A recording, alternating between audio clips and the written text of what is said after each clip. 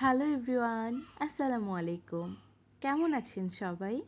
আশা করি সবাই অনেক অনেক ভালো আছেন। আলহামদুলিল্লাহ, আমরাও ভালো আছি।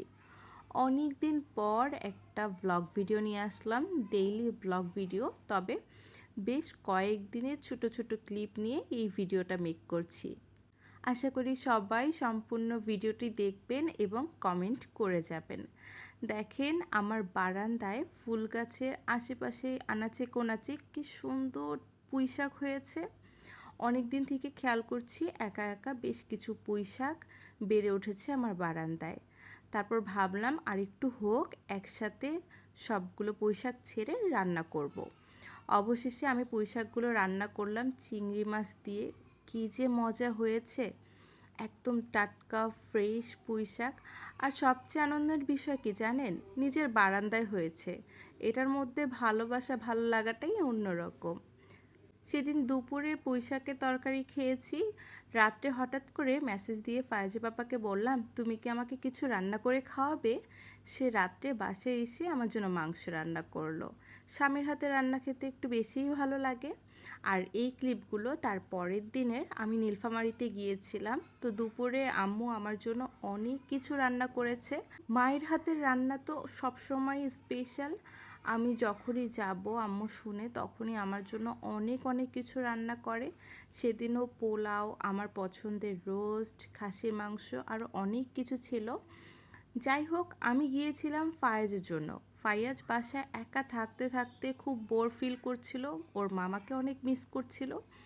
তারপর নিয়ে গেলাম তার সোনাপির বাসায়। সে গিয়ে তো মহা খুশি।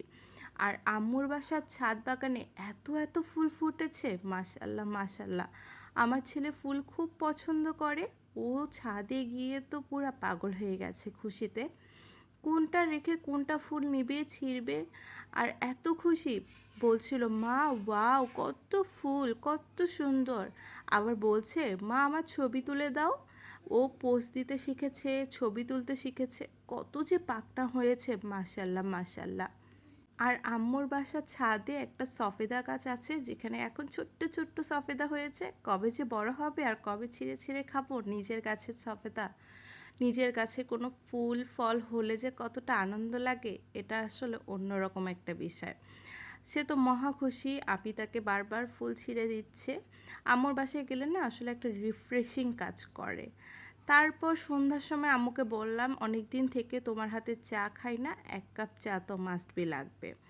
তারপর চা খেয়ে শান্তি হলো। আর এদিকে সাদকে জোর জবরদস্তি বসায় দিয়েছি ড্রয়িং করার জন্য। ওকে বলছিলাম আমাকে ইসলামিক কোনো কিছু একটা ড্রয়িং করে দাও, আমি সেটা ফ্রেম করে আমার বাসায় টানিয়ে রাখবো। আর আমার ছেলে তো আরও এক্সাইটেড, মামা কি করছে। সারা দিন ওর মামা মামা করতে হয়, মামা হচ্ছে ওর জান। জানি না কি আছে ওর মামার মধ্যে, ও ওর মামাকে অনেক ভালোবাসে আর ওর মামা ওকে অনেক আদর করে। সব কিছু মিলিয়ে না খুব সুন্দর একটা দিন কেটেছে। তার পরের দিন আমি চলে আসব, তাই আম্মু গাছের ফ্রেশ কাগজি লেবু ছিঁড়ে দিল। অনেকগুলো লেবু হয়েছে এবার। আর আমার ছেলে তো কোনো কিছু পেলে মহা খুশি হয়ে যায়। লেবু নিয়ে তো ও কাউকে দিবে না, ও নিবে, ও বিক্রি করবে, ও লেবু খাবে। ও তো অনেক এক্সাইটেড। সব কিছু মিলায় যে এত সুন্দর একটা দিন কাটিয়েছি। যাই হোক, আজকে এই পর্যন্তই। ভালো থাকবেন সবাই, আমার পাশে থাকবেন লাইক কমেন্ট অ্যান্ড শেয়ার করে।